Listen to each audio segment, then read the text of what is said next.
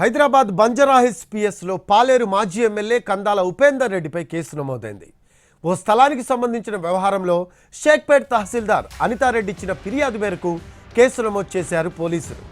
Banjara Hills road number 3లో plot number 8C పేరుతో ఉన్న 2285 చదరపు మీటర్ల ప్రభుత్వ భూమిని దీప్తి అవెన్యూ ప్రైవేట్ లిమిటెడ్ సంస్థకు చెందిన ఉపేందర్ రెడ్డితో పాటు మరికొంతమంది కబ్జా చేసి నిర్మాణాలు చేపట్టారు.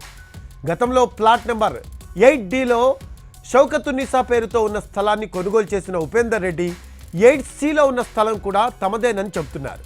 ఈ సర్వే నెంబర్లో మొత్తం 2.25 ఎకరాలుండగా అందులో అత్యధిక భాగం షౌకత్ నగర్ బస్తీగా ఏర్పడింది. అందులో 2185 చదరపు మీటర్ల ప్రభుత్వ స్థలం ఖాళీగా ఉంది. ఈ స్థలంలో అవెన్యూ సంస్థ గతంలోనే నిర్మాణాలు చేపట్టేందుకు ప్రయత్నించింది. అప్పటి తహసీల్దార్ స్థలాన్ని ప్రభుత్వ ఆధీనంలోకి తీసుకొని ల్యాండ్ బ్యాంకులో ఉంచారు. దీనిపై సంస్థ ప్రతినిధులు కోర్టును ఆశ్రయించగా యథాతథస్థితిని కొనసాగించాలని 2010లో కోర్టు ఆదేశించింది.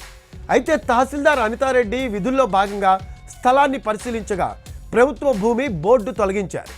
ఆ స్థలంలో షెడ్లు నిర్మించి వైన్ షాప్ నిర్వహిస్తున్నట్లు గుర్తించారు.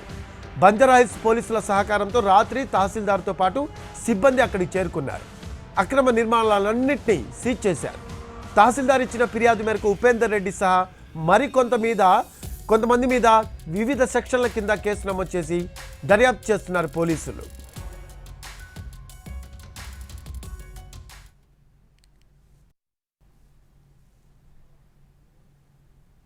ప్రాపర్టీ మేము పొజిషన్లోకి తీసుకున్న తర్వాత బోర్డు కూడా పెట్టిన తర్వాత agreed by that action Deepti avenues అనే వాళ్ళు కోర్టులో WP నెంబర్ 2282/2010 ఫైల్ చేయడం జరిగింది.